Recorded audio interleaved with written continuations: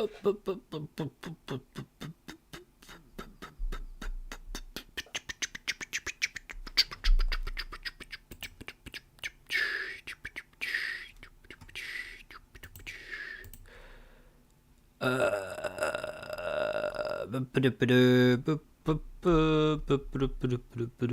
this on? Is it on? I don't know, Chad. I'm not getting good reception on my stream window. I have to gonna reload the whole thing. 1 second. Connect streaming software to start preview. Yeah. Come on, show me whether or not this is active. Oh, yay! Hey! Also, YouTube did an overhaul in the not too recent past, future, whatever. Stuff is collapsing out of my shelf, I'm telling you. So now we have ultra low latency and it's only like a 5-second or so delay. Meaning, I can actually respond to you guys without having to wait like 30 seconds. It's on. Hey Northern Burger, hey Thermher. Probably won't be long here. I know, I'm sorry. I always stream when I stream at such Thermher unfriendly times. Hey Dak, hey Ivy Nightclaw. Oh, you're also a Viking. That's cool. I consider myself a merchant. Nah, I'm joking. Just joking. Hey Gangspanker. So this is, I'm told, this is the inferior Josh Sawyer GDC talk about Pillars of Eternity. The next one, this is the second time I'm doing this, and this is the second time I'm doing it with the wrong one. The next one is sure to be the good stream, okay? Okay. So yeah, this is him talking about looking back and moving forwards. This is a 2016 one. It's about Pillars of Eternity, the original one. Updating classic PCG. Next stream will be the lucky stream. Yeah, sure. Actually, it won't be. Next stream is going to be a Nintendo stream or a PlayStation stream, and then the other one. And then we'll do the right Pillars of Eternity stream. Unless I decide to do something else. Hey, we never know. Let's start. I got my coffee with me. Oh. Welcome. So, that's certainly live. Welcome to Looking Back and Moving Forward with Pillars of Eternity. I'm your host, Josh Sawyer. I thought all your streams were good streams. That's very nice of you to say. But I think the proper attribute tuning stream was probably one of the weakest streams I've ever done. And it's just because it was a lot of technical talk when I was expecting more sort of esoteric design talk. But yeah. Blame Josh Sawyer for that. I tried to deliver. Please silence your cell phones if you have not done that already. Also, you should be receiving an email about a survey for this session. Please fill them out. It helps GDC determine if my talk is good or a pile of trash, and if I should never, ever be invited back again. So let's talk about what this talk is about. It is about Pillars of Eternity, in fact. I'm trying to make it about more than just being a post-mortem of how the game went, what we did right and what we did wrong. It's trying to broaden the focus more to retro-style games overall, why they appeal to gamers, some of the inherent dangers that come with making a retro classic game that has a lot of very passionate fans from the beginning, and about our learning experiences in making this game. I was going to say he was pretty based for having a Silent Hill screenshot, but then I remembered that Silent Hill just copied this image for the Gillespie house. Cringe. By the way, Facebook reminded me that 4 years ago today, we recorded the video for, this is a picture from the video for our Kickstarter campaign for Pillars of Eternity, so...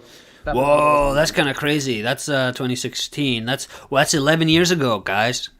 Can you believe it? Pillars of Eternity, 11 years ago. That's kind of crazy. So who am I? I am Josh Sawyer. I am the design director at Obsidian Entertainment. This is about the first Pillars of Eternity game. Yes, looking at the original one and blobbity bloobity all the surrounding huzzah.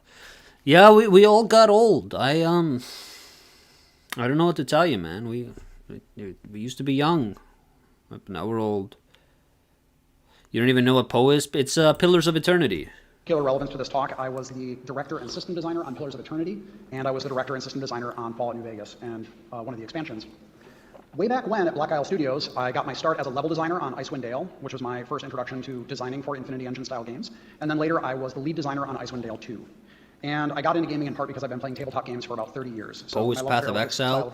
No, in this context, it's Pillars of Eternity, damn it. Pillars of Eternity in the past. Hopefully you're familiar with it. If you're not, it was a Kickstarter-backed project. We had about 77,000 backers and raised about $4 million. It was very, very successful. We did not think making such a game would be possible at all until Double Fine Adventure launched on Kickstarter. Then we decided, no, we definitely have to make a game like this. It took a while to get our owners convinced that this was a good idea, but they relented. And we decided that we would make an Infinity Engine style game. We wanted it to be a combination of elements from Icewind Dale, Baldur's Gate, and Planescape Torment.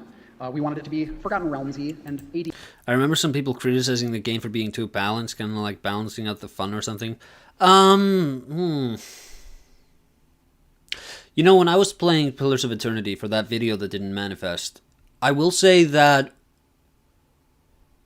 I don't know if this is an inherent problem with the format, but I don't think there was ever like a smooth difficulty curve. Sometimes it just felt like the game just got really hard for a couple of fights and then it just got really easy. It was really weird. I don't know if it's really very easy to balance out this sort of approach to encounter design.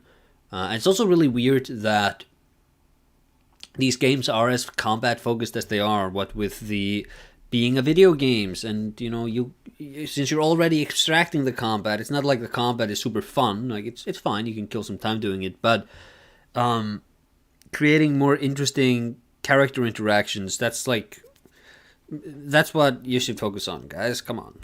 In Pillars of Eternity 2, you could easily abuse spells with its rest system, if I recall correctly. There's something I've seen people complain a lot about. Yeah, it's possible. D&D, so similar to the Forgotten Realms setting, similar to the Dungeons & Dragons rule set, without exactly copying them, because, well, we don't have the rights to those. The Kickstarter campaign was very successful very quickly. A lot of people don't believe us when we say this, but we were not sure that it was going to be successful. Our original goal was $1.1 million. That was reached in 27 hours. And at the end of the campaign, it was, I think, 3.9. So very successful very quickly, and we had to do a lot of seat-of-our-pants design for things like stretch goals, which wound up being a little bit more than we could handle in terms of development, but we'll get to that. So what's the appeal of retro gaming anyway? There are three things I'll talk about here. One is nostalgia. That's one of the biggest ones. It's about passion. It's about a longing for a time where we remember playing the games that we loved and how great that made us feel. Is this video frozen for anyone else? Chat. YouTube tells me my stream is healthy. So I don't know, guys. I don't know. Okay, nope. It's just you. It's you. A lot of older games. You can find games that are still challenging that are made today, but it's not as common since gaming has a broader sort of fan base now. And it's about wild cards, which is sort of the more human element and wacky things that we as human being developers wind up putting in our games, that the march of time and the polishing of development has kind of erased a lot of. I finished my coffee First, let's already. talk about nostalgia. These are images that are very nostalgic for me because I grew up in the 80s and early 90s playing role-playing games like the original Bard's Tale. I played all the Gold Box games from SSI. Those were the AD&D games. Hey, aren't you guys happy that we grew up not playing this shit? Forgotten Realms and Dragonlance settings, which were a lot of fun. And also Darkland, which is a game that almost no one has ever heard of, but it's a very cool historical role-playing game set in the Holy Roman Empire, and it's a lot of fun. And whenever I see pictures like this, it draws me back to that time, makes me very excited and passionate. I forget all You mean set in the Holy Roman Empire? See, I'm a big fan of Rome. I'm not a big fan of the Holy Roman Empire. That thing is, well, you know. Bad things about those games. I just remember all the good things. How's that saying go? It's not holy, it's not Roman, it's not an empire. People feel when they see a lot of the Infinity Engine games is that feeling of nostalgia, of remembering how fun it was and how much they loved those games.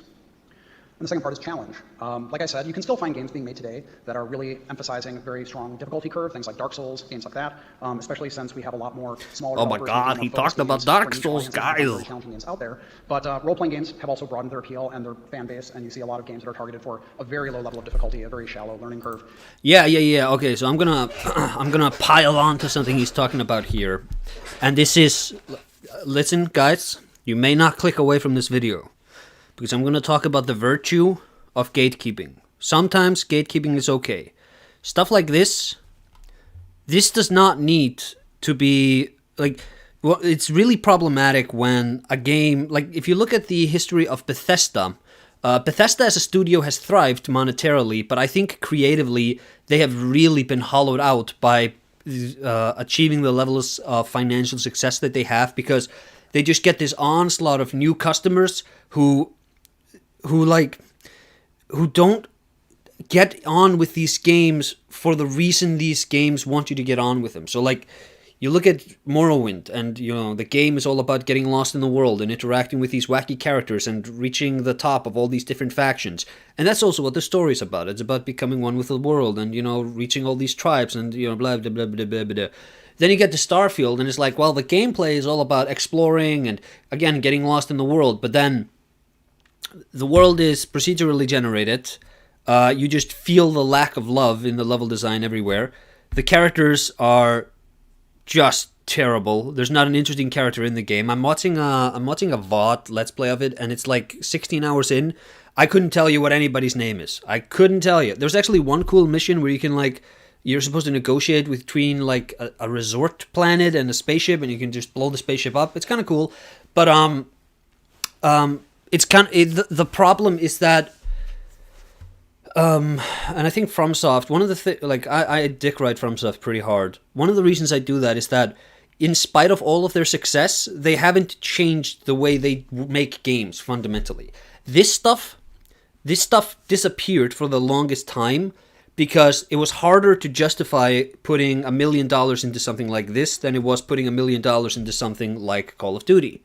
And so these things just disappeared from the market, even though you would have, if they would have just released this, Pillars of Eternity, it made money. So sometimes it's okay to gatekeep, not so much in the sense of, hey, you're not allowed to be in this space, but more along the lines of, if you're going to be bringing in garbage from outside, you shouldn't feel welcome here. If you want to be here, that's fine, but you have to be here for the reason we are. Don't come into our space and ruin it. So that's the virtue of gatekeeping. I'm sure he's not gonna talk about that, but this is something that's been on my mind for the longest time. That sort of homogenization and, I don't want to say normie, but normification of video games, this has been a total disaster, and it's because everybody's just reaching out, try to get as many players as you possibly can, and it's just a race to the bottom, guys. It's a race to the bottom. I've heard the game ramps up dramatically in quality after 20-25 hours, apparently. No idea how true, though. Oof. And see, here's the thing. It might be. I'm not going to say it's not going to. But I would never play a game for 25 hours in the hopes that the quality gets better. Never! You crazy! Can't wait for Fall of Avalon and Wayward Realms to show me what a good game on that style is like again. Right. Gatekeeping is healthy, just suck when done in the pseudo-elitist manner. Yeah. I think that's a good way of putting it, because there's a lot of I'm actually getting a lot of comments in my on my Armored Core videos right now where it's like, well, all these newcomers who played Fires of Rubicon, which is just a Dark Souls wannabe. That's all about bunny hopping everywhere. They can't appreciate real games. It's like, man, who are you flexing off to there? Who are you trying to impress? These people are coming into this franchise. Armored Core 6 is a really faithful Armored Core game. Stop notifications on my phone again, man. Every time I stream. But yeah, I'm gonna keep playing the video now. One Piece gets good after the first 200 episodes. One Piece is good from episode 1, brother. I am telling you. You have Buggy. You have Romance Dawn. You have the Syrup Village. Hey, Flower Owl. Ping, ping, ping. He told me to turn my phone off. It's true. I didn't listen. That would be me in the crowd too. I'd just be on my phone. Actually, when I saw, my mom's friend was the Icelandic boxing champion for the longest time. Well, I don't know for the longest time, but he won some championships here. And I once went to the cinema with him, and he was on his phone the entire time. And nobody dared to say anything to him because he was just beating the crap out of them. Gatekeeping in Souls-related community might be one of the worst ones, though. None of the things FromSoft could improve get called out. Really limits the quality of the discussion. Yeah, but I think that I don't disagree with that. I do think there's a lot of bad elements there, but you know, when people are bringing kind of crappiness into FromSoft space, it's always like, well, why don't they have difficulty modes yet? And it's always like, they always pretend like it's really about accessibility concerns. It's like, well, you know, what if somebody doesn't have the time to be good at these games? You know, what if somebody has a busy life? It's like, well, you know, shit, son, if you don't have the time to be playing these games, maybe that's a you thing, and maybe you shouldn't be trying to force these studios to alter the way they make games to accommodate you. And if you don't have time for them, there's nothing wrong with that, but play something else. Or it's like, the games are too hard for people who have like physical disabilities, and it's like, yeah, okay, that's true, but you know what? The Last of Us is probably a really difficult game for somebody who's colorblind. And if you had spent half the time you do complaining about FromSoft games, complaining about that game, like, those games sell a lot more, like the God of Wars and The Last of Us, they sell so many more copies than FromSoft's games, and if you spend half the time complaining about accessibility concerns in those games that you do about the Souls games, you're going to be helping so many more people. And it's interesting that you don't do that. You only do it to the Souls games because these are the only games that don't sort of dumb themselves down to cater to those sorts of popular sensibilities. So I think a lot of those sorts of conversations are really bad faith, just from the get-go. The Last of Us 2 has a mode exclusively for colorblind people. Okay, I'm gonna be honest here. I didn't know that, but you know what I mean. There are so many more games that are so much more popular that could be getting this attention. People that complain like game journalists do are people that don't play games and hate you specifically because you play games. I think that's a bit excessive. I think there is just like. I don't know what it is. It's just like this sort of force, this sort of fashion to everything must be for everybody, and it's like, no, that's such a horrible way of looking at things, because something that's for everyone is for nobody.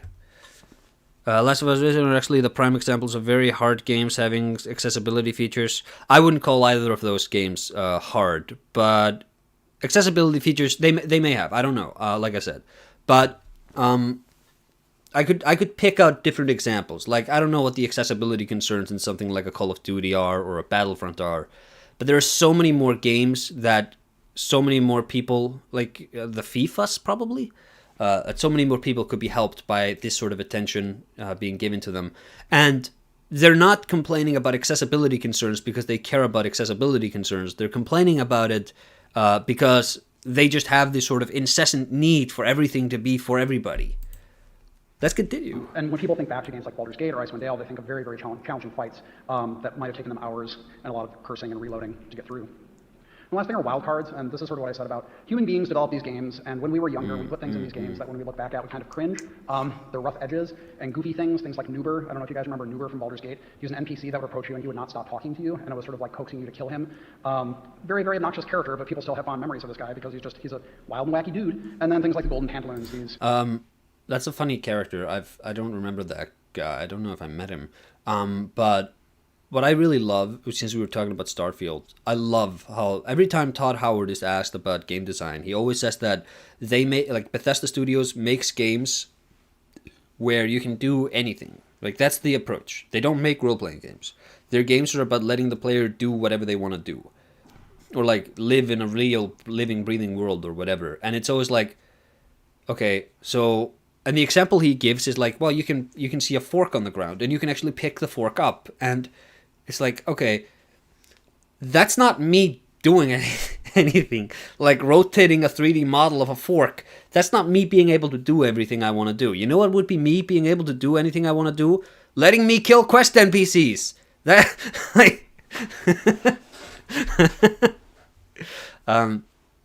But then you would be locking yourself out of content, and then you couldn't do that content. And it's like, well, if it's about making choices have consequences, man.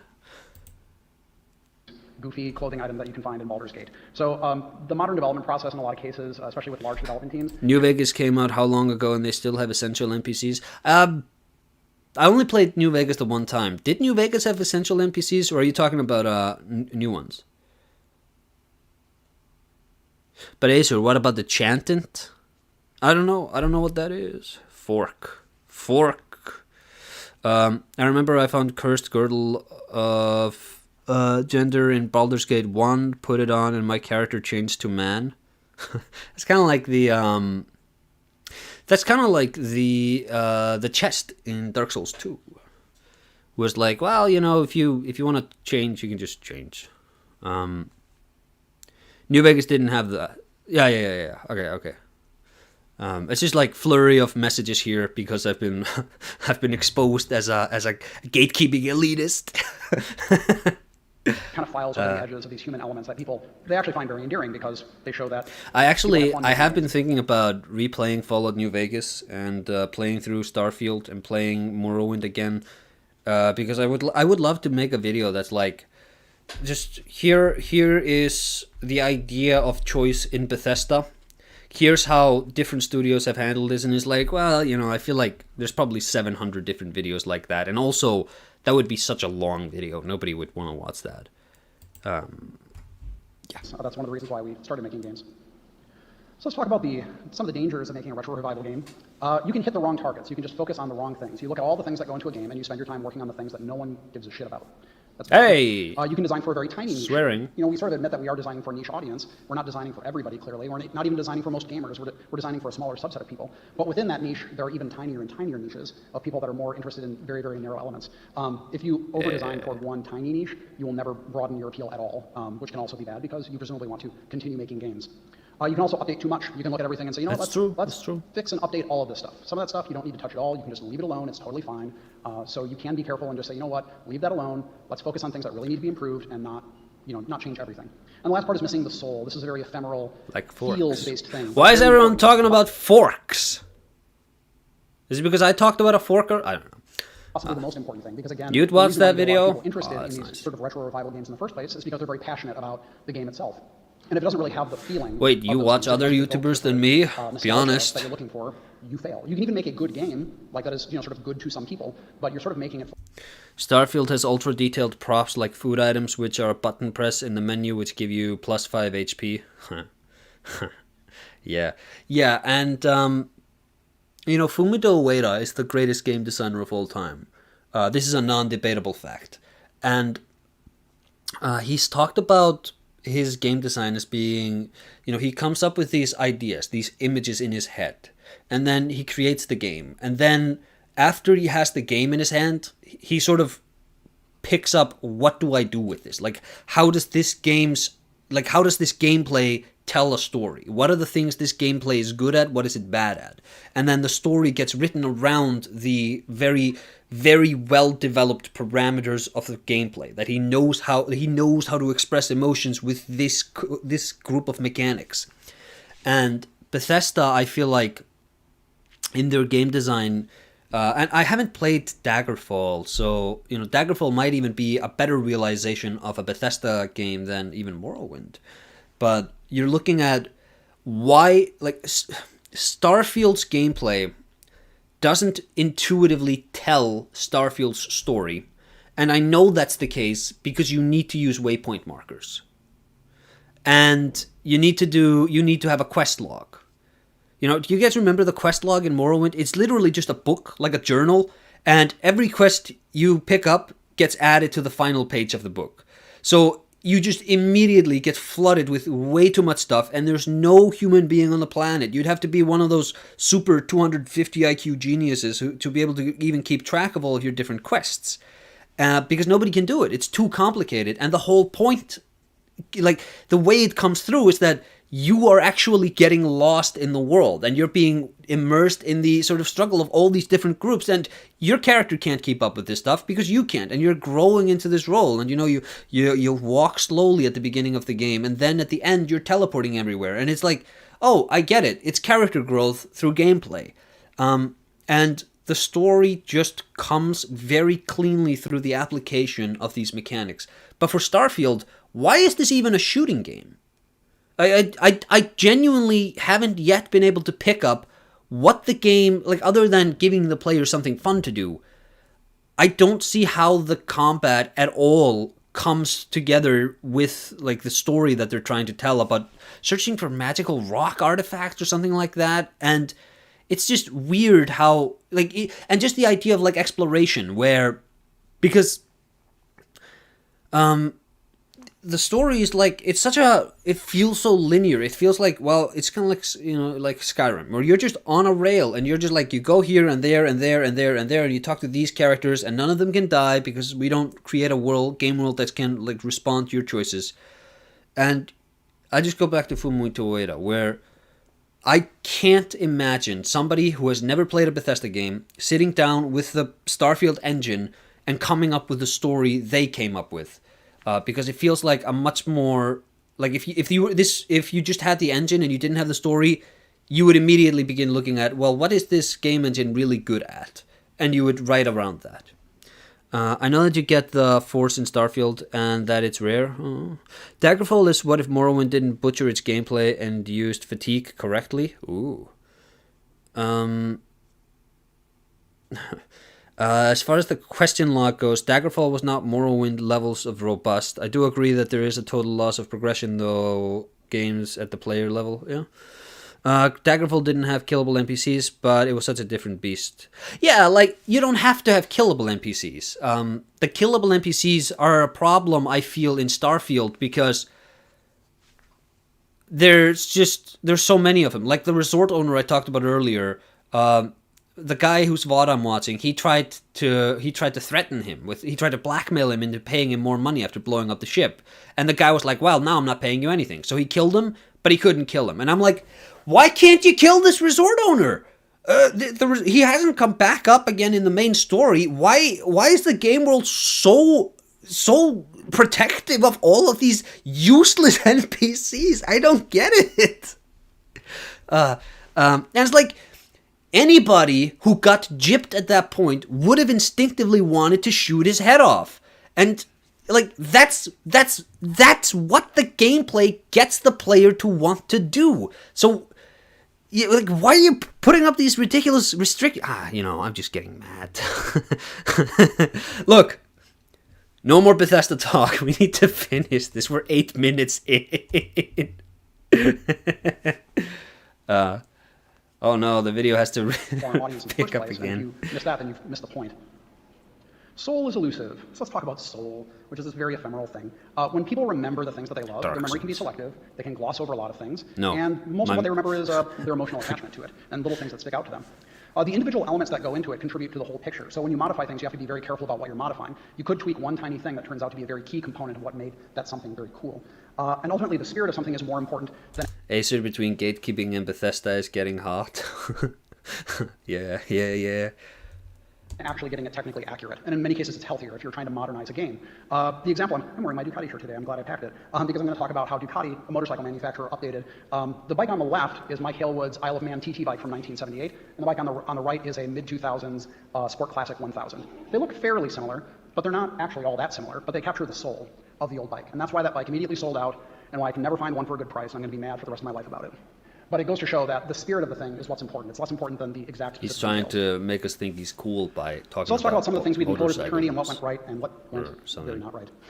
We decided from the beginning that we were going to be making 2D environments from an isometric rendered perspective. That was a core component of all the Infinity Engine games. We knew we were going to raise the resolution a lot, but we were still going to hand touch most of our environments because we did a lot of, after an environment would be rendered, we'd have 2D artists go back and touch them up. And that we were also going to try to add in a 3D. This is something I don't like about Game Maker, is that even after you've plopped down all the tiles and created all the levels, what I want is to be able to just render each layer as a PNG image, such that I can hand touch all the little details and just like clean it up a little bit to give it that sort of spark, but I can't. It's ridiculous.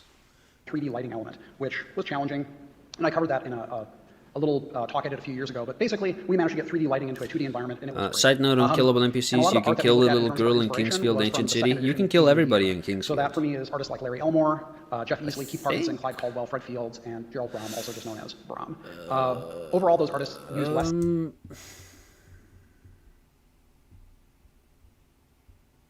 I think you can kill I didn't try to kill any NPCs in Kingsfield 3, but I think you probably could. Did you know Sawyer has a Tumblr blog? I did. I know he's like active, and he also has a YouTube channel. He only has 20 something thousand subscribers. but yeah. Saturated palettes than a lot of I contemporary think fantasy on artists. one of his pages he And talks relatively about how realistic he but doesn't want to so do look, interviews you know, about they're not really Fallout look New historical, but Vegas they're a little more on the anymore. subdued side, especially compared to a lot of contemporary fantasy art. You're one of the Here are a few key subscribers? images that we You look you at, cheat on when we're me. looking at our style. The one on the left is by Larry Elmore. It's from the second edition Player's Handbook. The style of the character's weapons and armor is not realistic. It's slightly fantastic, but the proportions are still semi-realistic. And How many the palette overall subscribers for does both of the Tim images, Kaine both Pete have? Parkinson and Larry Elmore, is relatively subdued. You don't get a lot of really intense colors like you might see in a lot of contemporary fantasy art. This I must Now we know. wanted to capture the classic isometric look and feel, and as I'll show in the next image, we didn't exactly emulate what we did in the first games, but we came close. Baldur's Gate 2 and Icewind Dale. Baldur's Gate 2, that's a straight render. The image from Icewind Dale, it was heavily painted over. That's something that Black Isle did that I don't think Bioware really did at all. At Black Isle, we usually did a lot of painting on our images after we rendered them and got in a lot of cool painterly details. Yeah, so this is maybe not super relevant to these games because I believe you move with the mouse in both of them. But I think this image just kind of reminded me of how when you play something on the SNES, for example, which has a 8-directional D-pad, well, 4-directional, but you can combine them to get 8 directions. You really see how the control scheme is being represented really deeply in the level design, because it would have alleyways that just look like this, and it would just be the city, and the camera is really zoomed in, so it's not screaming at you. But if you ever just decide to look up a map of a town there, you're like, what? And this is why I have a lot of respect for A Link to the Past's map. It has aged horribly in many, many ways, but this I don't think was a problem with that. I think that they came out really swinging with managing to sort of hide the 16 by 16 tile set they were using. It's not perfect, obviously, but yeah. So for Pillars of Eternity's isometric style, we wanted to add dynamic light. Tim Kaine has 44,000 subs and daily uploads. Okay, calm down. We can't all just be uploading videos every day, man. Of course, we raised the resolution quite a bit. Pre-rendered game lower levels are angle for Kino. how we render exteriors. If you look back They're pretty at good. this image They're and the pretty angle that good. we used versus this image, it's actually lower. Most players don't really notice it because I think it's only like a 7.5 degree difference. But what it did is You're literally playing Pillars of Eternity Deathfire right now, and you just took a break. What a coincidence! What a coincidence! I think this is the universe's way of saying you should put the game down and like the video, like the stream, and watch till the end. And if any ads show up. has allowed us to emphasize a lot of vertical structures that you see in exteriors. And since you don't necessarily get a lot of tight corridors, You can't upload daily until you finally create the Kirby tier Patreon. That's true. That's true.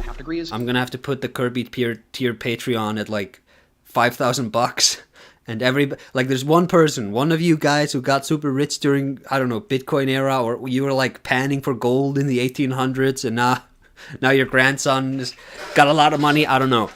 He can subsidize this through the Kirby tier. Players didn't really notice it, so that's an example of something where we didn't actually emulate it exactly. Aesir doesn't have but 30 created years of game experience dev experience to make daily uploads in Character YouTube. art was a little more mixed. It's true. We decided I'm whether they were a realistic fraud. proportions for things, make them more sort of in the style of second edition AD&D. But those realistic proportions made characters hard to You read. bet, and there's a reason bro. why a lot of game artists exaggerate Thank you. features, whether it's armor or body proportions on characters, because when they're very small on the screen, you want to be able to read them very Then you'll go full-time content creator easy. Yeah, I mean, look, not gonna talk much about the monetization aspect of YouTube here, but I've talked about this before. This does pay pretty substantially into my rent every month. And who knows, a couple of years from now, maybe I'll be able to actually do this stuff full-time. And then, how you guys have been getting a video every couple of weeks now for a pretty solid, duration, and how I have 3 videos currently ready. I'm so far ahead of all of my schedule here. I thought I wasn't going to have Armored Core 5, the 5th generation videos. I didn't think I would have those ready until late September, and I already have them up, and I'm finishing up the script for Armored Core 6 now. This That's what it's gonna be, guys. It's all gonna be good. It's gonna be good. very easily. It's also why they tend to use a lot of saturated and I just need to contrasting find more colors games to because it makes talk characters about. They're very small. But we committed to doing that, and so we ran into some challenges. And then because we did not I have a lot of probably details, I probably will just do like little 15 to 20 minute videos on some fun indie games I find. system, when those simple little teeny characters got blown up on your inventory screen, the details look kind of poor and clumsy. So if you look at the scale armor on Adair, the scales are really big and kind of clunky looking, and we did that so they would read at a very small resolution, but then they look kind of goofy when you see them in game, and people criticize that, which they were fair to criticize. And it was also very This is an interesting point he's bringing up, though. And this kind of goes back to what we talked about in the Kirby stream, where it's not realistic. It's there to sort of read correctly. And once you actually pick it apart, you can sort of see that, no, they're cheating a bit there. very frustrating for character artists who always love building the most complex things they possibly can. So looking back on how we handled things, the art 5K overall was is a well lot. received, but the environments were criticized for Yeah. being too static. So we had updated a few elements of them, But I were just still start essentially talking renders about and Kirby a couple of games. dynamic elements in them. The thing, like, I don't hate Kirby, but Nintendo, they love lawyers. And people also criticized that the characters weren't detailed enough. They're Character lawyers. customization is something that people really They enjoy love to in come these at games. you. And so if you can't really deliver on that and make the characters look good, it's disappointing for people. So in the future, things that we're looking to do are improve the dynamic elements, the lighting, shadows, dynamic foliage. We actually tried a dynamic foliage test early on Pillars of Eternity, and we just couldn't figure it out. Dynamic weather is something a lot of players sort of expect to see in a lot of games now, and dynamic cloth, which we used a little bit of Pillars, but we want to use more of. The No lesson there is Kirby that vintage style in a game, slander. you can See, still this is improve what it I'm in the talking future. about. The Nintendo lawyers are already in chat. We want to use our LOD system to create higher resolution and detailed character models, and also physically based rendering to improve material quality and things like that. Again, features that players expect to see in contemporary games. User interface and experience is a very big part of why how people sort of attach to these classic games. Interface design was very different in the 90s and the early 2000s, if you recall. We decided right away that we were going to use a skeuomorphic. I remember. GUI, I remember a day before every user interface was just some off, desaturated blue or just an out and out translucent gray.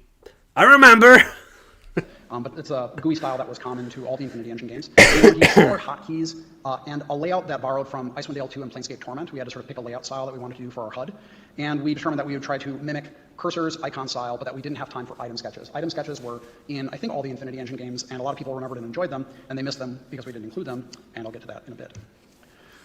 So here are interfaces from all 5 of the Infinity Engine games. As you can see, they're all skeuomorphic, which means that they all look like they're made of physical materials. They're not wireframes. They're not just floating sort of buttons. They look like they're made of wood or metal or stone. Yeah. In Baldur's Gate 2, and Icewind Dale, it was a U-style interface where 3 sides of the screen were covered with buttons, with the portraits on one side of icons on another, and a third set of icons along the bottom. Planescape Torment and Icewind Dale 2 It was a used me solid bar across the Me bottom. style. I guess we could have tried to support both of these UI layouts, but it was difficult enough trying to build just one UI. So we went with a compact style across the bottom. I too remember when UIs were fun. Hey, I made an entire video about fun interfaces. Icewind Dale 2 and Planescape Torment. It allowed for pretty efficient mouse movement. That's something that the U style makes very difficult. A lot of players use hotkeys and they don't care about that, but for people that mostly play with the mouse, having a very small loop of movement so you can access all of your icons in a very tiny area was important. Some people really did not like the fact that our HUD had a lot of open space in it, so we offered a solid HUD option where you just basically click an option and it would ground the whole thing. So it made all the UI elements sort of go in front of a solid background and separated that from the playable space, which is very much like the Infinity Engine. All these choices. This is another place where accuracy, people's memory is kind of interesting. So there were a few people, more than a few people, that told us that we had stolen our cursor assets directly from the Infinity Engine games. Like they insisted that we had actually taken the art assets, which is weird because if you look at them side by side, they're not really that similar. I mean, they're sort of similar, but people's memories insisted. They're like, no, you directly use the art asset. We intentionally made them very close because there's nothing wrong with that icon style. They all communicated what they needed to very well. It captured the feeling, and clearly people felt that it was fitting with the style that had preceded it. The item sketches on the top are from Baldur's Gate 2. They're some of the most powerful weapons that you can find in the game. Some of you probably recognize them. Unfortunately, when we had the game come out, we did not have any item sketches. We didn't have time to do all the item sketches, and people really missed them. It wasn't make or break for people, but we could tell that people were disappointed in it. So when we made the expansion, the White March, we had a new type of item called soulbound items, and they were very powerful, and you level them up over time, and all those soulbound items had their own sketches, and we made them very detailed and cool, and people really appreciated it. So that was a case where we had omitted something from the beginning for scheduling Something I purposes, find and interesting then later about these games, because I dabble in them. I don't play them a lot, and I have not played Baldur's Gate 3. That game scares me very much. But I never connected difficulty in these games. I never come to the idea of like, well, I'm gonna defeat this big and difficult boss because when it's just the application of, well, I have to click this spell and I have to wait for my healing spell to come up and I'm gonna use it at a third level. It's like, it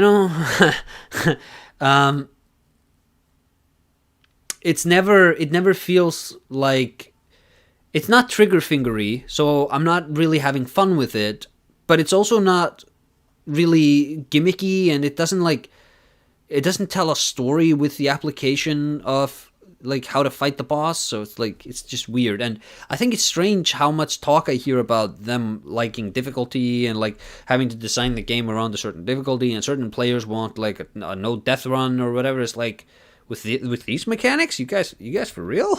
You're for real in me? And people did really appreciate it. One thing we did do a lot of is I like scripted these. interactions. This is something that we added that was not in the Infinity Engine games. It was in Darklands, and I love Darklands. And more than just loving Darklands, it allows designers to create these really cool sequences that would be extremely difficult to do with a small budget on a game that's essentially an isometric 2D game. So in this case, you're on a minecart ride. I don't really want to Divinity Original Sin games are heavily known for their gimmicks. Alright. So you can do I might check interaction, this out. which is a choose your own adventure sequence. All the little sections. I've been told many times in stream, maybe by you, Cyber Ninja Zero, that the Divinity Original Sin is something worth checking out. The player chooses different options, and based on the characters they have or the stats they have, things go one way or another. They have little sound effects, and people responded really well and very positively to them, and they're not that expensive to make. Also, the concept artists really love making them too, which is always a benefit. Remember what I said about people not liking the UI in some cases? Yeah, some people really, really liked having that U-style interface. They don't care about how far away the icons are. They don't care because they use hotkeys, or they just like the aesthetics, and all they want is just that classic style. So some modders made the IE mod, which changed a number of rules, but it also changed how the UI worked. It really changed it quite a bit, and as you can see here, you can drag the elements all over the screen, and so people can have all sorts of crazy layouts. People reskinned the UI, which is all very cool. Obviously, mods are not necessarily a solution to your development choices, but it is very cool when you have a fan community that is interested enough to actually modify those things. And I think it wasn't you? All right. If people want to modify your game, this is pretty common knowledge, but let them modify your game unless you're doing something multiplayer where it's very important that they don't mess with it. In a single player game, this stuff goes a long way. And the difficulty comes from building a party composition, item management, strategic decision making, etc. Yeah, but and I'm not saying that it can't be fun, but I personally just never connected to the difficulty. When I play these sorts of games, to me it's always more about talking to the characters and looking at the something I love about these sorts of games. And this is something games don't do anymore, and it's insane to me that they don't do this. I love being just plopped in a world, and there's a fog of war, and you can just walk, and you can just sort of make the fog of war disappear. And you can actually sort of, you can see it on your map, and all of a sudden, you're like exploring you're filling in the world. It's really fun. I kind of connect to that a lot more than the combat. It adds a lot of longevity to your game. Gotta get sleep. Thanks for the stream. Thanks you for coming. This is a comparison of interfaces for inventory. Baldur's Gate on the left and Pillars of Eternity on the right. We kept the style largely the same. We used the fact that we had a higher resolution to incorporate all the character inventories onto one screen. This made it a lot. Somebody outside was yelling, and he swore, and I swear to God, my stream caught that. That wasn't me. Manage a lot of that stuff. We did find some classic gamers that didn't like that this was managed this way. We also included a stash that allowed you to carry everything you found. Again, some classic gamers did not really like that you could carry everything you found, and so we included an option to disable that. Some people just really want the super hardcore experience. But most of the players that we found generally play with the stash on. They liked that it eliminated a lot of the tedium of moving things. Yeah. Someone has yeah, I live on the 4th floor. What was that? We're hitting arbitrary limits, and that helped a great deal. But overall, we kept the look and the feel and the style of it very similar to the original Infinity Engine games. Yeah. So looking back, some backers really hated the GUI. Oh man, holy cow. If you could see some of the threads on the Obsidian forum, some of the longest threads are about GUI mockups, and people would mock up their own GUIs. Some of them are really cool aesthetically. A lot of them would never work in a million years. There's, any UX designers would look at it and say like, you didn't include this, you didn't include that. But they had a lot of fun talking about it, and then they had a lot of fun modding it. So no professional reviews that I saw ever had negative feedback about it. They'd say like, yep, classic style interface, feels just like the old games. So that part of it worked well. People did miss our sketches, so we did bring them back, and they loved scripted interactions. So when we made the I ought to soundproof my dungeon. I do. I have to do it. The lesson we learned from all this is that, we kind of already knew this, but UI can be extremely divisive. you can't make everyone happy with your layout choices. You can't make everyone happy with how the UI works. So try to find something you feel works well. Obviously, you don't want to do something that infuriates your audience, but if you find something that works well, stick with it. Obviously, listen to feedback, but if you try to make everyone happy, you're actually going to make everyone unhappy. So much for my family-friendly streams. For usability, sorry. We did make a lot of edits to it in our patches, organizing things better, offering better tooltips. That's something you can always improve and look at.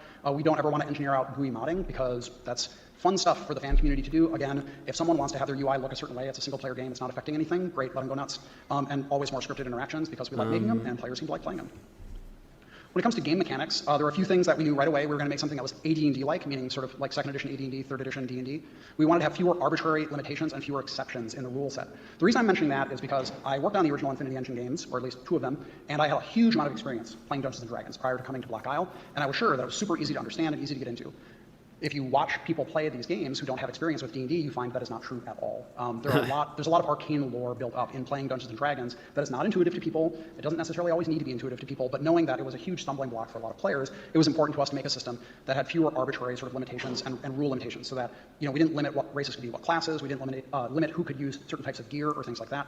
And overall, we didn't rely on sort of hidden hard counters that would take players a long time to learn. We also wanted to have a faster combat pace. This was done to address a problem in the early parts of the Infinity Engine games where combat could be very slow. It went on each round was on a 6-second timer, and each character would typically only perform one action, and so at the beginning of the game, combat could move very, very slowly and be very, very boring, so we wanted to speed that pace up. We did not have party AI at launch. That's something a lot of people really missed. It was unfortunate. We just didn't have time to do it. This is another thing that's sort of interesting to me. Obviously, you're making these games, and they're like big epic stories about the end of the world and whatever, but leveling up, it's also not something that I personally connect much to here. Maybe I'm just not a D&D guy. The Infinity Engine games could be modded very heavily. Ours could not, and that turned out to be not good. And finally, the Stronghold had very limited time for content implementation, so we went for a system-heavy implementation, and nobody liked it. Well, I shouldn't say nobody, but almost nobody liked it. The combat pacing changes we made were a mixed bag. It did address the problems at the beginning of the game where combat was very slowly paced, but once you got a party of about 5 or 6 characters, combat was very hard to follow. It was exacerbated by the fact that we had visual effects that were very overpowering, and a lot of monsters on the screen, and so people almost all wound up defaulting to the slow combat pace after a few hours of gameplay. That's not really the way we wanted it to go. We wanted the normal combat pace to be the one that you typically play at, so we overcorrected in that regard. Really like leveling in the Pathfinder games? These are two-dimensional arrays. This is what BioWare used to drive most of the data in the Infinity Engine games, also what they used in Neverwinter Nights and what we used in Neverwinter Nights 2. They're just two-dimensional arrays. It's a tab-delimited Excel file. So you can open it in Notepad. Some people just edited it. I edited things in Notepad when I was working on these games. And then there are third-party tools where you can open them up and edit them a lot more easily. The point is that Lord, save me from arrays. My inventory system in Snails of Skeletons is built on an array. And I regret making it like that so much because you have 15 inventory slots, and I was like, wow, this is simple. I just create an array that can carry these things. And my brother in Christ, I should have just created an inventory object, and it just had inventory slot 1, inventory slot 2, because, and the problem isn't so much the array, it's that I'm doing a while function, I'm doing a repeat function, I'm doing all of that stuff, and it just... Every day, it seems like I discover a new way to break it. But it's so grandfathered into the game, I can't change it. It's really, really easy to change things. If you didn't like, the bonus that a 19 strength gave to a character, you could just go in and change it. It was very fast and very easy. You modify the file, you put it in an override directory, you run the game, and it works. Our file formats we used Unity, and they were all bound up in what Unity's file formats are, and people had trouble getting to them. So it made modding not impossible, but very difficult, and as a result, the fan community didn't really do a ton of modding on the game systems. And even though maybe that's what this stream should have been instead. We should have been talking about what Unity just did, huh? But when people modify that stuff, that's totally great and fine, and I want people to do it. But we didn't have Pathfinder was overwhelming. I played the game with the wiki open. Back when I was a kid, back when I was younger, me and the boys, I used to have boys, we would all play RuneScape together. And they all got really deep into RuneScape, and they showed me like the RuneScape wiki, and I was like, Jesus, you guys are nerds. You're all nerds. You're telling me where you can find the special flobbity floobity herbs and what do they call those rune talismans? You're telling me you can, and then they would go on these like 6-hour mind grinds where they're going into I can't remember the place's name anymore. I think it's near Varrock or maybe it's something where you have to teleport to, where they're going and they're mining those emblems, those metal craps that you use the talismans to create runes from, and they're getting like 2 experience every time they mine them. Meanwhile, I'm in, freaking the desert area or wherever, and I'm mining mithril for like 60 experience or something. It was ridiculous. About halfway through development, we realized that the Stronghold that we had promised was not going to have time for a lot of content. We had only so many area designers and only so many writers, and they were all busy making all the crit path areas. RuneScape was another video that I wanted to make. So I was going to do like a look back at RuneScape, but I just, no. It's too long, too much tedious grinding. Who cares? It's all stupid. It wasn't very fun. You can see all these little upgrades you can do, and but they were the same for everybody. So as soon as you were done with the Stronghold, it looked like that. I think I've talked about botting It didn't really matter what before. places you were away, because ultimately, once your Stronghold was repaired, it would always look like that Stronghold. If you compare this to Baldur's Gate 2, Baldur's Gate 2 had a bunch of smaller levels, but there were a bunch of them, and they had no system behind it. You're just like, hey, you... Boyfriend, why haven't you replied to my message in 4 hours? Oh, sorry, I was mining in RuneScape and nothing else mattered. Yeah, I was blown away when I discovered that just south of... was it Varrock? Or like maybe to the west of it, I don't quite remember now, it's been a while. I could mine silver, and I could use silver for crafting those star necklaces.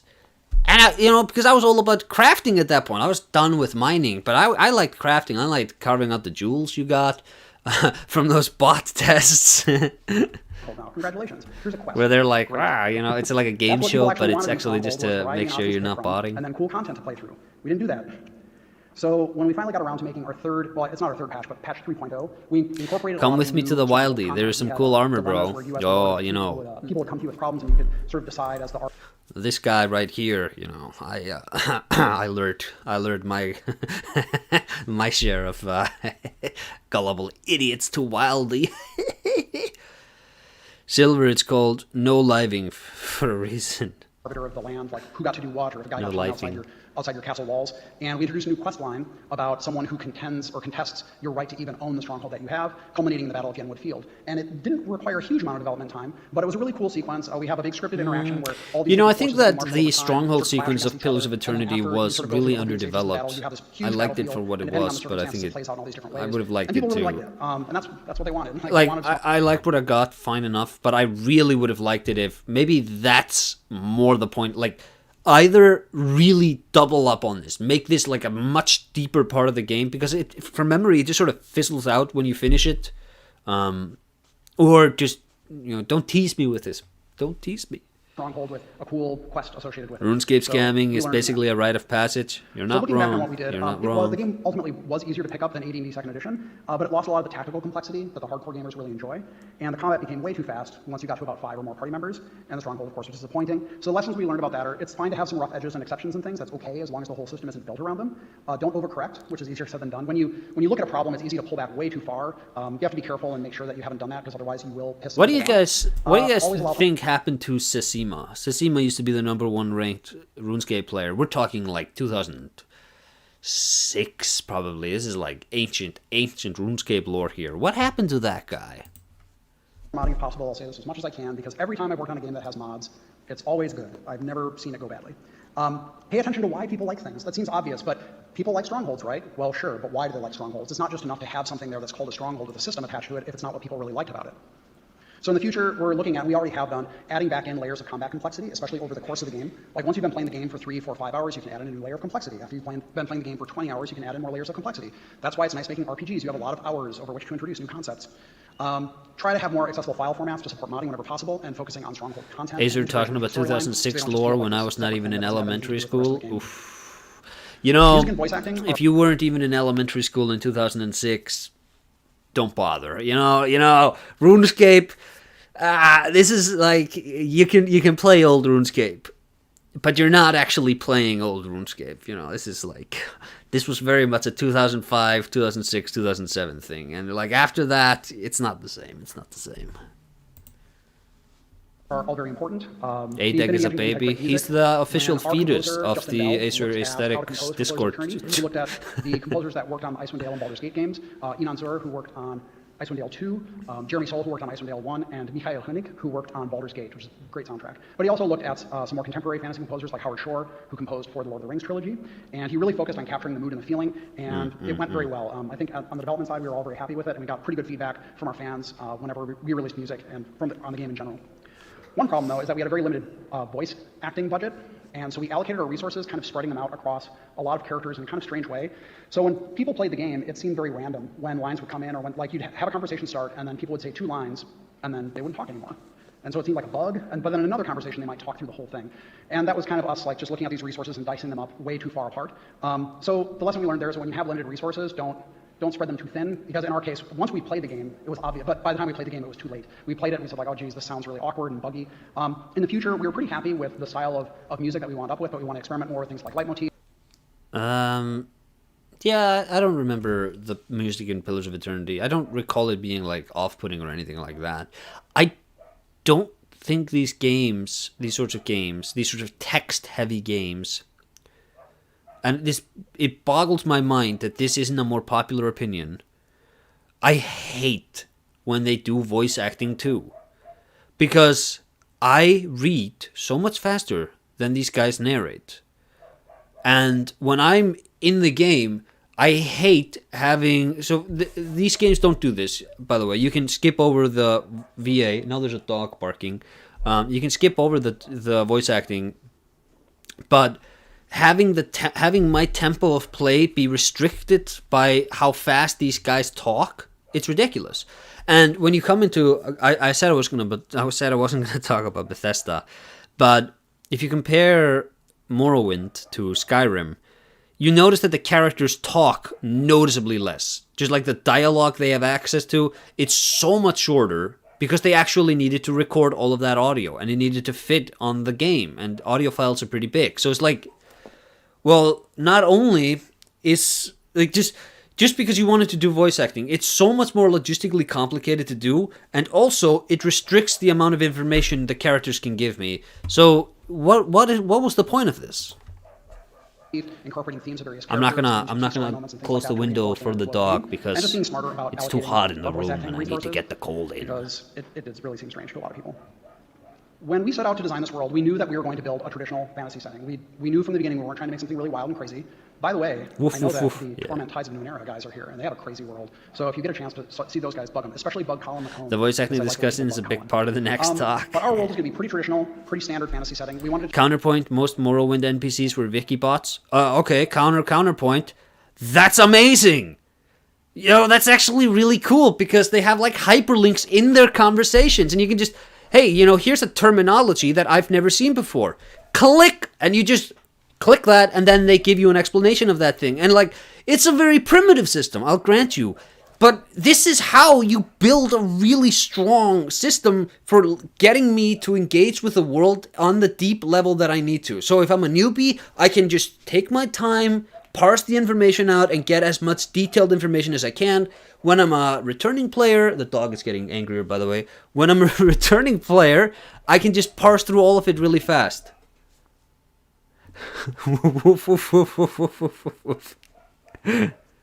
Why? Hold on 1 second. I'm going to see what's happening with this dog.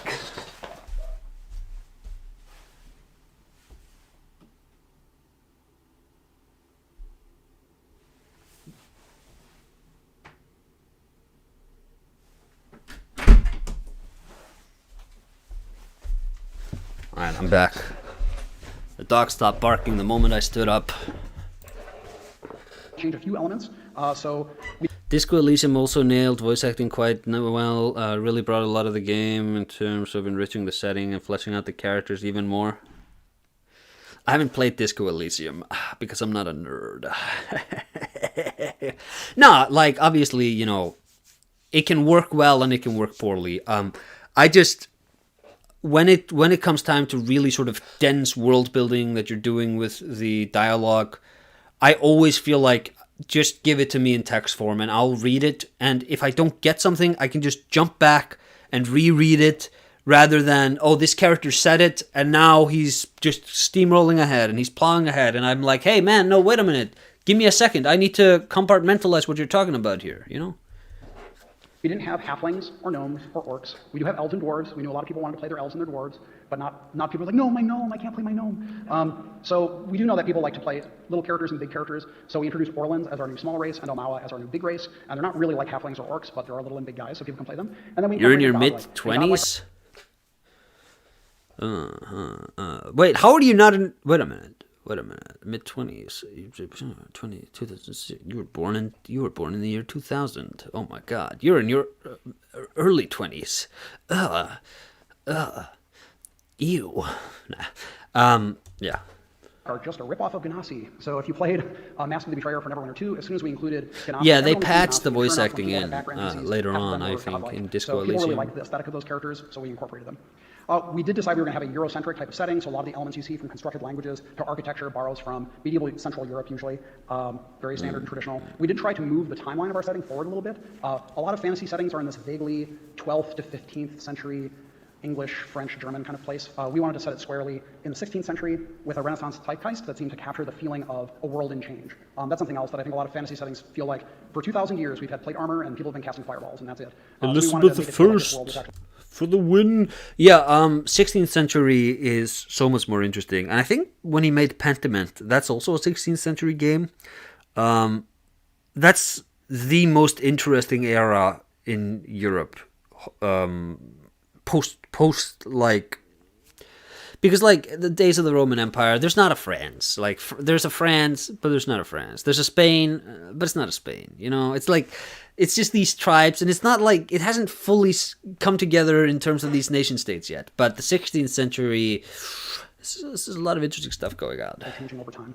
Let me tell you. We did decide to go with a blank slate character versus predefining the character. That's sort of a mixed thing because later on in the game you do find out that your character does have, spoilers, some things in a past life because our setting is about reincarnation. But in Baldur's Gate you are... You're 2023 years old? As soon as the game starts, so that's a part of who your character is. And in Planescape Torment you are the Nameless One. You can define a lot of things about the Nameless One, but you're always that dude. The companions, themes, quests, and the tone of our dialogue were pretty serious. Obviously this is all relative, but if you compare them to the other Infinity Engine games, it was like serious mode to the point of being too serious.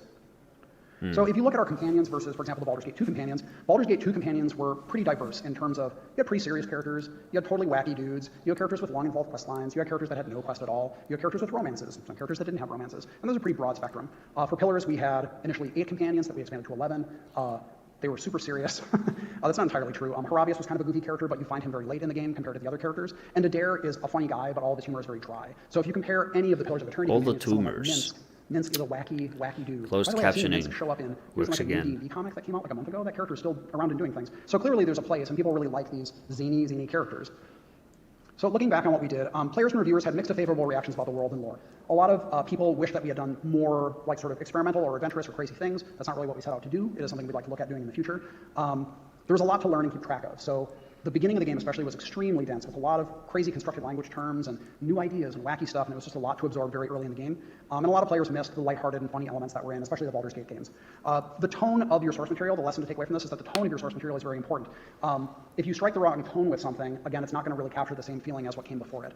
So in the future, we do want to introduce more diverse and interesting locations that are all not like the middle of Central Europe, no offense. I like Central Europe. But more diverse locations. We have to be more attentive about how we... He went there, guys. Lore.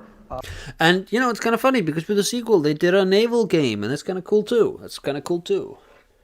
Another game that we're working on at Obsidian called Tyranny has a very cool system for highlighting sort of keywords and getting little pop-up blurbs about things for lore. It's very useful. We want to use something like that. So when you see a term like Brishalgwyn or Beowek, and you're like, what the hell is that? I've seen that word 5 times. You can just hover it, and it'll tell you. And then you oh my god, it's like in Morrowind, guys. It's like the system I was talking about. Essentially 2 types of companions. One that's sort of a story companion that has their own quest, and they're incorporated very directly into Crit Path, and other characters that are specifically designated, especially from the player's perspective, as being there more for like, you know, just kind of their voice set, their appearance. They're not as deep, but that would allow us to get a lot more variety in our characters.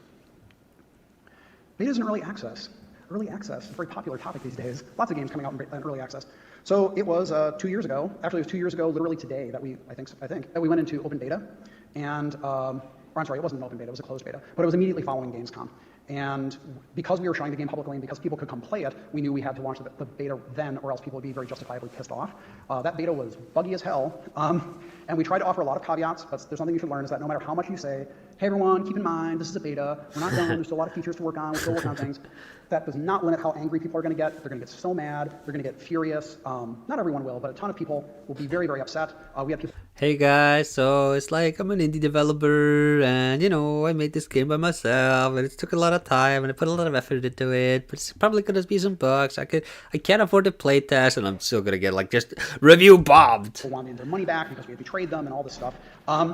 But the thing is, those betas are good because no matter how strongly people react, you do get a lot of good feedback. Angry as the angry dog. You do need time to iterate, though. If you don't really have time to iterate, there's no point to doing a beta. That's true. I feel like this crazy dog has like entered streaming lore. Take their feedback, channel streaming lore. Bury you in the ground. You resurrect yourself. You come up. You address some of their concerns, and you say, "How about now?" They punch you in the face. You fall down. But you have to keep doing that, and you can't make everyone happy, but you can get a lot of good feedback. The vocal minority sometimes does have a point. Like that's the thing is that just because they're a vocal minority does not mean just like it doesn't mean that they're right because they're loud and persistent. It doesn't mean they're wrong. So sometimes they have a point, but also keep in mind that you do have a broader audience, presumably. That's true. That's true. Sometimes people are like, "Hey, Aesir, you should make a Silent Hill 4 commentary," and I'm like, "Well, this vocal minority, just because you're very loud, that doesn't make you right." That you want to meet. It's not just 10 people on your forums arguing about one aspect of your game. So try to reach out and find more people to play your game. Betas and early access are typically for very hardcore people, like even among hardcore people. So just be very conscious of the type of people that are actually playing your game and try to reach out and find more people that are in your audience that might be interested in it. So despite the initial criticism that we had, our beta did allow for a lot of iteration and the early feedback that was very negative didn't really seem to affect the launch because the beta period went on for a very long time. And once we launched, sometimes they're like, "Hey, so you should make a Gothic commentary." Bugs and stuff like that. Like all that stuff kind of faded away. Now they're focusing on new terrible bugs. So the lesson there is that betas and early access are a great way to get feedback from your most passionate players. Silent Hill 4 is happening. It's happening soon. I just have to finish the Armored Core 6 video. Then I have to finish my game. I have to pimp that. I'm very sorry. I'm gonna make some videos about the game. It's just a part of it's part of my soul now. I need to do this. And then Silent Hill 4 commentary. We want to try. You're getting it already. Stop complaining. Because the faster we can turn around iterations and get people's feedback on it, the better. And try to find ways to increase the player base. What we found is that we still have patch betas too. So we don't. But I do feel kind of bad how long it's taken. It wasn't supposed to take this long, but testers for a patch. So trying to find ways to increase the. Would I consider touching Zone of the Enders? Yeah, I might, but only because it's a Kojima game. And I don't know how much of a Kojima game it really is, but I think Kojima's name is the only thing that excites me about those games. I forgot Gothic was a series and thought you wanted Aesir cosplaying as a vampire. I could do that.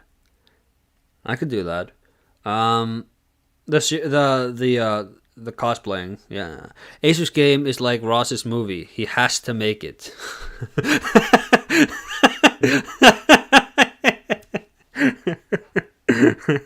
What?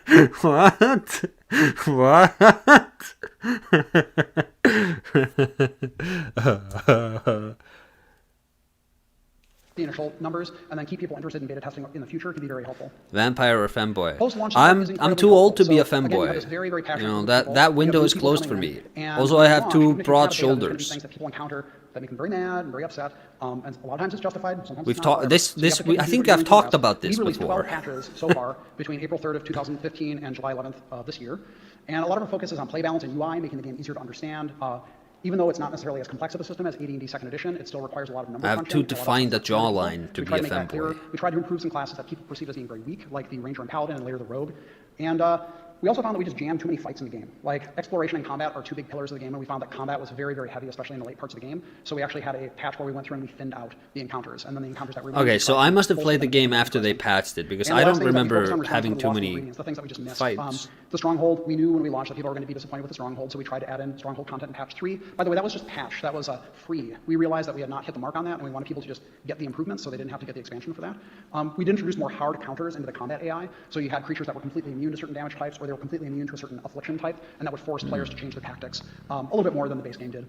And then more distinctive items and item sketches. Some people were disappointed that our unique items were not interesting enough or compelling enough, and the patches introduced either better properties on those weapons, or with the expansions, the soulbound items that were pretty darn powerful.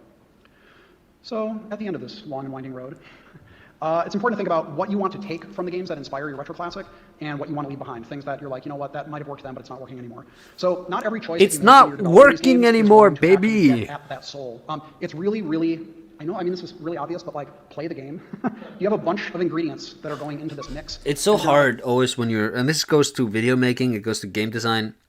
It's so hard to maintain perspective on, and you wouldn't think it. You think like, okay, you're writing the script and editing the video, so you would have a good idea of what you're talking about. But it's like, nope. It all blends together in a gigantic big old sauce, and I'm just like, I'm sifting through it, and I'm like, did I already talk about this part? I didn't. I need to rewrite this. Tasting the sauce every once in a while, you don't really know how that stuff is going together.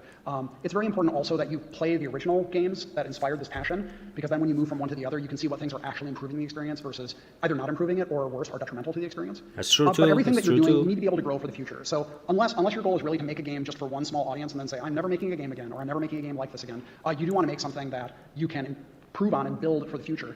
So that's something to always keep in mind. Don't back yourself into a corner with certain design or development choices.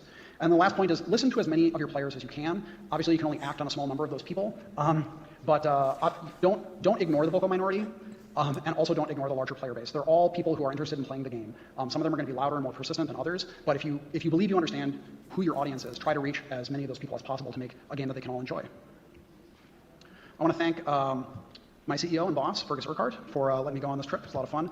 Kaz Aruga, who helped me collect a lot of art resources for making this talk. And of course, to all the Pillars of Eternity backers and players and fans. We literally would not have been able to make this game without them, and their ongoing feedback and support is helping us make the game even better for the future.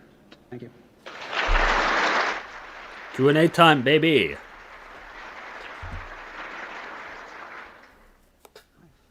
What's it? Is there a Q&A? Cool. Does anyone have any questions?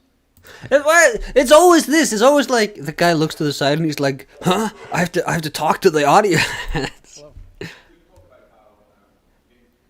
Oh, okay, no. How the game is inspired by D&D Second Edition and kind of classical medieval fantasy, which I feel like we've been doing for a really long time. And as a tabletop player, you've probably been playing all sorts of diverse and interesting tabletop games. As a player or a designer, what kind of these kind of mechanics would you like to see us bring into it?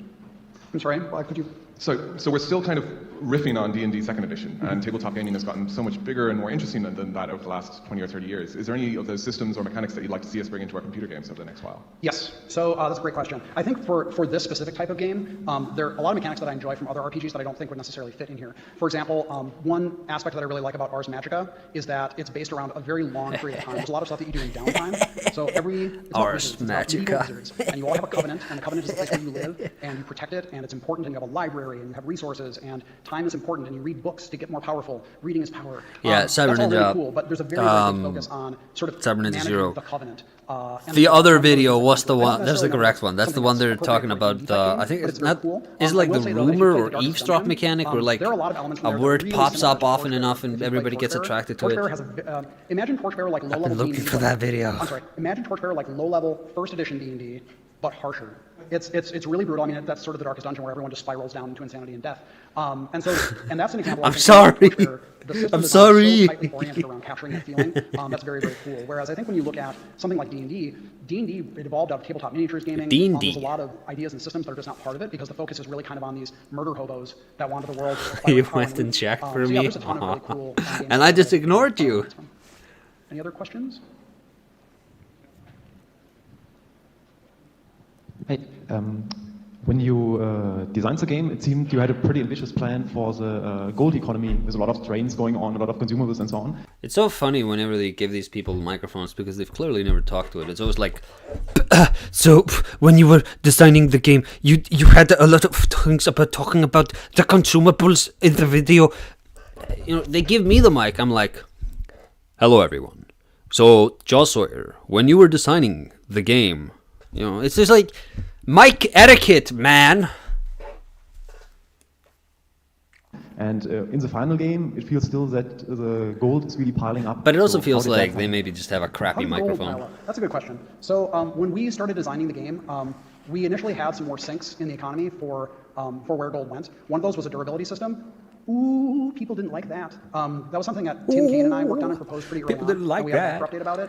I mean, I won't say everyone, but there was a significant number of people that were like, this doesn't feel D&D-ish. This doesn't feel like it belongs in an Infinity Engine game. One thing that came out of that Look at the way he conversation is talks that, with like the one swivels of us his on our forum head. said, you know, I don't really care that much if I wind up with a ton of gold toward the end of the game. That being said, I think we could have done a better job balancing the economy. I think.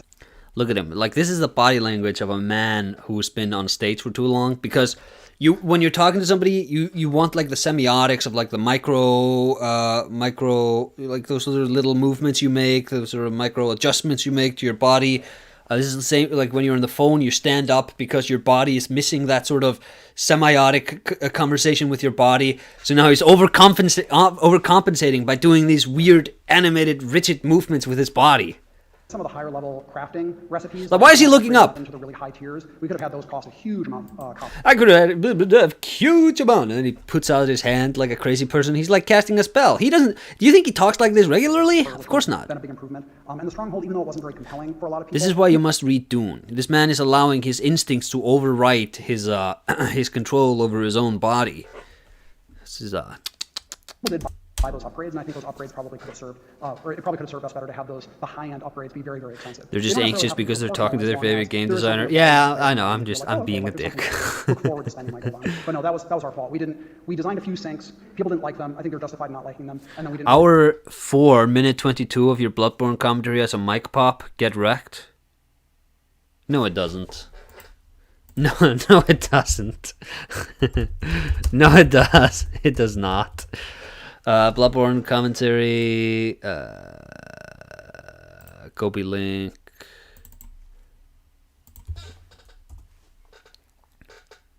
So there's a. Let's see, what did you say? Hour 4, minute 22. Yeah, right. Yeah, right. The whole.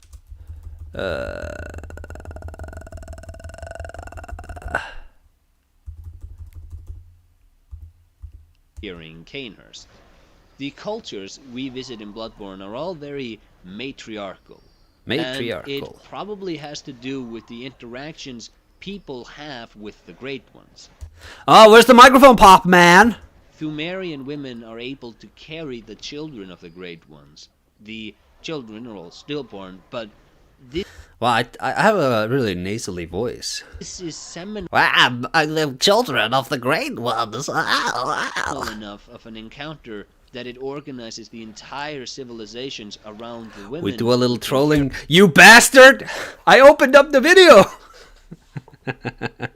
Bloodborne commentary. Let's do a Bloodborne commentary for a little bit. These children. So, although the Canehurst sect and the would-become Yarn... Canehurst sect. What an interesting choice of word. Is that correct? Isn't a sect something that's like a group in a church? I do this a lot. I use words wrong a lot in my videos. I'll be like, so the sentiment of the developer when they were working on this, and it's like, why did you say just... So what the developers were thinking? Why are you complicating it with these $5 words, man? Bloodborne and Elden Ring have matriarchal societies. Oh yeah. They totally do. Totally. Merged, both wind up being matriarchal because that's the mold which best congeals with the reality they find themselves in. What? Huh? What's the sentence, man? That's the mold with which they congeal with the reality. Just like talk normal, man. What? Nah, but never change. Also, the audio bugged out. They pick for themselves queens who will carry the offspring of great ones. I repeat that point, because it'll be relevant again soon. The contemporary story of Canehurst... So do you guys want to know why, for commentaries, I always talk a little bit slower than I usually do? It's not to pad out the video. It helps to pad out the video, but that's not the reason. The reason is because when I'm editing, I usually edit at like 1.5 speed. But for commentaries, I edit the audio on those videos at 2x speed. And it's much easier to catch little errors in speaking when you really enunciate every word properly and you talk much slower. If you make a little screw up, you catch it much faster that way. Hard learned lessons in the minds of audio editing. He's self-criticizing, but we all know he'll just keep doing it like this. You're not even wrong. You're not even wrong. Right now, I'm writing it's the Fires of Rubicon script, and it's the same thing. Almost reads like hey, good guy. We're watching Bloodborne. When Lawrence was experimenting with old blood, he ditched his fellows in Bergenworth and came to Canehurst. The Vilebloods all appear much closer to the Thumerian. Yeah, when Lawrence was doing his research on the old blood, he ditched the Thumerians and came to Canehurst. How did anybody watch this video, man? It's a meta stream. Nerd? I'm not a nerd. This is just a joke. This is the nerd. They do a good job of fixing the economy later on.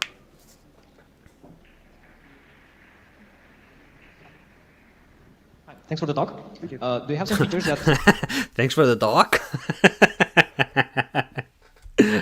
for one reason or another, didn't make it in the final build? Game mechanics? Features or game mechanics that couldn't make it into the final build. But you wanted to do. Yeah, there were a lot of, we wanted to have more diverse abilities for a lot of the characters. People remember, there are a lot of really weird and wacky spells and things like that in D&D, and I can't remember specific ones off the top of my head, but if you look through the player's handbook as a developer, there's a lot of things in D&D where you go like, I don't know how I would ever implement that, or wow, that would be like a waste of someone's time to implement that. So there were things like that that we wanted to put in where we're like, that's really cool, but it's just so expensive to put in. But then again, it is important to have at least some of that stuff. By the way, so Adam Brennicke, who's our lead, he's our executive producer and our lead programmer.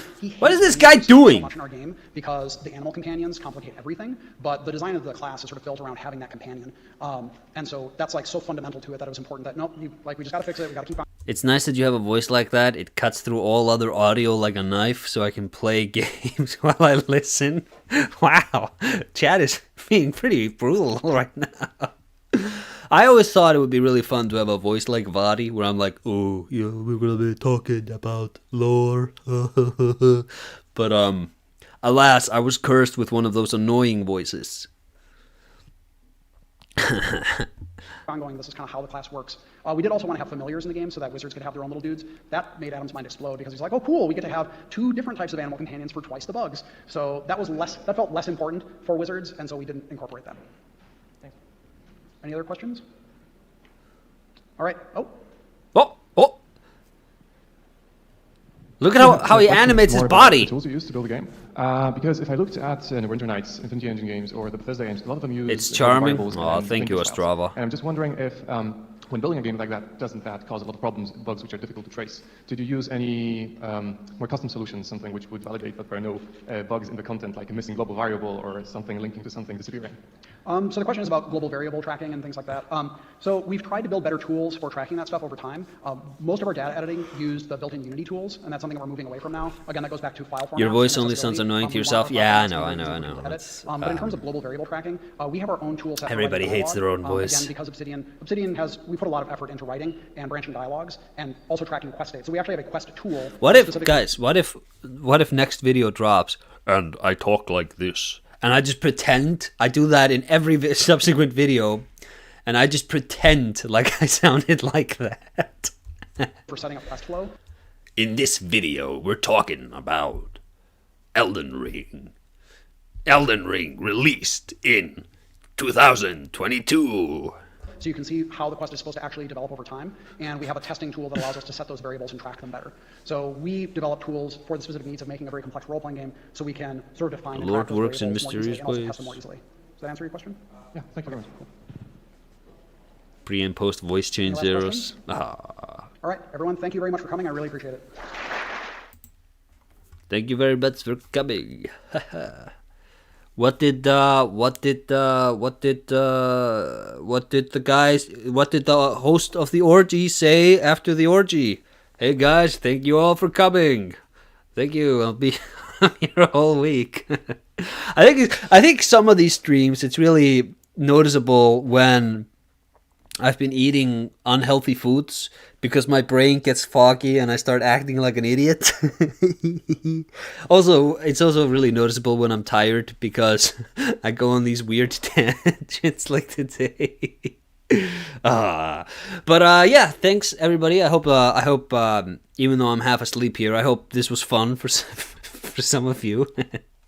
And Discord for more talking about the stream or whatever. And Nintendo, Sony, both tomorrow. I'm gonna try to do both. I won't be able to catch Nintendo live. I think I'll be able to catch Sony live. So I'll probably schedule things around that. So the Sony one probably will be live, and if I believe I have time for it, I'll do the Nintendo one before. If not, I'll try to do it afterwards. Otherwise, I'll just do that on Friday. Idiot Acer in the house. Oh yeah, I'm full on idiot mode right now. I'm looking for a specific OAF mode.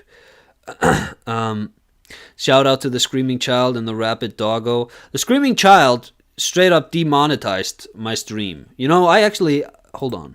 I'm actually able to drop an ad right now. I could drop an ad on all of you, but I'm not gonna do it. Imagine if I did that, drop an ad in the outro.